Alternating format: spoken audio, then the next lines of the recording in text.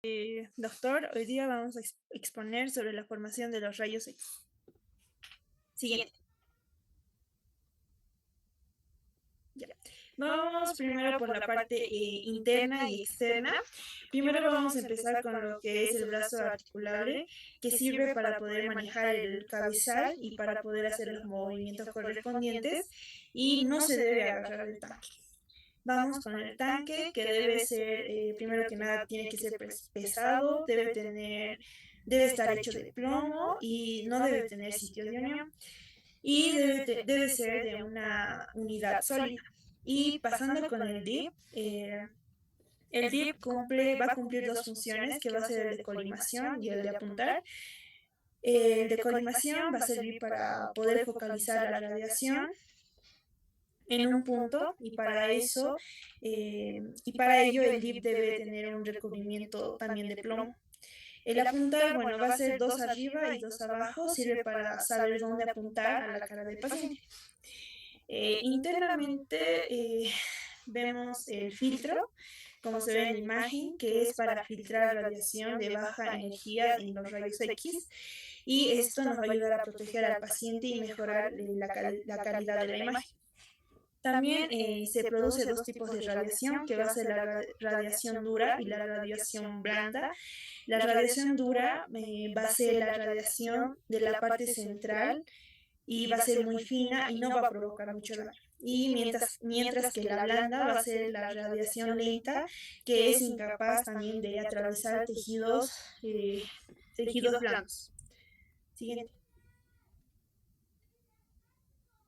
Parte internamente. Acá en la imagen podemos ver el aceite, tubo radiogénico, el filtro, el DIP y el transformador de bajo voltaje y el de alto voltaje. El aceite de todo el transformador y la ampolla radiógena está con aceite. Es un aceite que va a refrigerar debido a que el equipo se calienta por el uso de los 70.000 voltios. En, en la ampolla o en el tubo radiógeno va a ser un lugar donde se va a producir la radiación, y en el transformador de alto voltaje va a subir, bueno, esto va a almacenar corriente para llegar a los 70.000 voltios, y en el de bajo voltaje aquí va a disparar la corriente de 70.000 voltios. eh, y para que baje a 5 voltios luego a tierra. Le paso la palabra a mi compañero. Siguiente, por favor. Bueno, ahora hablaremos acerca del trayecto y la formación de los rayos X. Para que se lleguen a generar los rayos X deben de pasar por distintos tipos de circuitos, se podría decir. Todo inicia o todo debe de comenzar conectando nuestro equipo a un estabilizador de corriente. Este estabilizador de corriente debe de estar conectado a una toma principal de corriente. Una vez conectado el estabilizador, se debe de encender el equipo. Encendido el equipo, debemos de seleccionar el tipo de radiografía el tipo de técnica que queremos realizar. En este caso, en la odontología podremos realizar tres tipos: la periapical, la interproximal y la oclusal. Al seleccionar el tipo de técnica, modificamos el kiloamperaje y el miloamperaje, es decir, la cantidad de corriente que llega a ingresar al equipo de radiación. Una vez seleccionado la técnica, apretamos el botón de disparo, el botón de exposición. La corriente pasaría por todo el circuito de cables, por el brazo articulador, y llegaría hacia el cabezal del equipo de radiación. En el cabezal llegaría específicamente hacia el transformador de alto voltaje, que es esta estructura de acá. Acá es donde este transformador condensaría toda la energía, y de 200 voltios que llegaran a ingresar, lo convertiría lo condensaría hasta 70.000 voltios aproximadamente. Toda esta energía ingresaría dentro del tubo radiógeno, que es acá donde ocurrirían una serie de procesos para generar los rayos X, que finalmente llegarían a pasar por el filtro, el colimador y el DIP, que ya mencionó mi compañera. Toda la energía que queda dentro de este tubo radiógeno pasaría hacia el transformador de bajo voltaje. Este transformador de alto voltaje lo que haría es disminuir la cantidad de energía que está dentro de este tubo radiógeno y pasar de 70.000 voltios a aproximadamente 5 voltios. Estos 5 voltios restantes pasarían por todo el circuito de cables hasta llegar hasta el estabilizador y finalmente realizar el descargue a tierra. Siguiente, por favor. Para poder observar mejor cómo se llega a producir la radiación dentro del tubo radiógeno que ya vimos en la anterior imagen, acá tenemos una imagen de un tubo radiógeno real donde tiene un polo negativo y un polo positivo. El polo negativo denominado como cátodo y el polo positivo denominado como ánodo.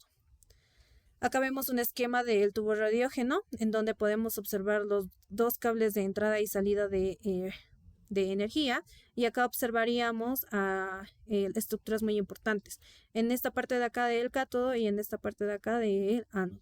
En el cátodo estaría conformado por esta copa focalizadora que, como su nombre lo dice, focaliza la energía, y que en sus extremos tendría otra estructura denominada como el filamento de tungsteno, que es esta de acá, estas especies de argollitas que observamos acá.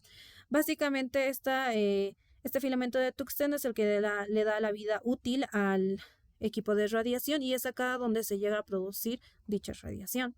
Por el otro lado del polo positivo tendríamos la cabeza y el vástago de cobre, que formarían una especie de cilindro para que todo el calor que se condensa en la rodela de tungsteno, que es esa estructura de acá, pueda llegar a pasar por estas dos estructuras y finalmente realizar su descarga en el aceite que se encuentra alrededor del tubo tubo radiógeno. Y todas estas estructuras estarían revestidas por un tubo emplomado de vidrio para poder absorber la radiación que se llegue a generar dentro de esta, a excepción de esta estructura denominada como la ventana de berilio, que es la única estructura de acá que no es plomada, no está revestida de plomo, y permitiría el paso de la radiación hacia el exterior para poder pasar por el aceite, por el filtro, por el colimador y finalmente llegar a la boca del paciente. Ahora mi compañera les explicará más acerca de cómo es que se da el proceso de formación de radiación dentro de este tubo radiógeno. Bueno, vamos a continuar y ver en esta parte la formación de la radiación en el tubo radiógeno. En esta parte vamos a ver que entra corriente eléctrica al tubo. Después la corriente llega al filamento de tungsteno, que se calienta mucho. Esta puede, al calentarse, el tungsteno libera electrones. Una diferencia de potencial acelera estos electrones hacia la cabeza del cobre, que sería en el caso del ánodo, y la roleta de tungsteno. Los electrones chocan contra el tungsteno ánodo y debido a este choque se produce la relación X. Siguiente, por favor.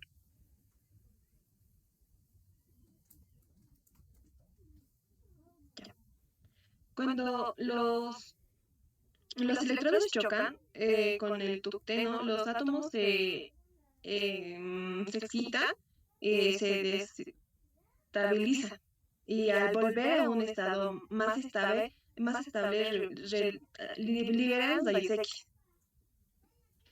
Los rayos X que salen principalmente por la ventana de berilio, mientras que el tubo de berilio emplomado ayuda a evitar que la radiación salga por otro lugar, ya que todo este tubo está forrado de plomo, menos la ventana de berilio.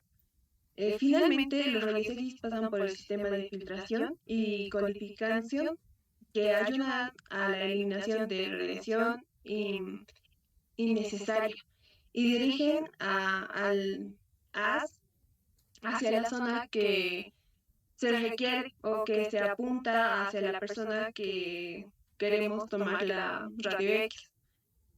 Gracias.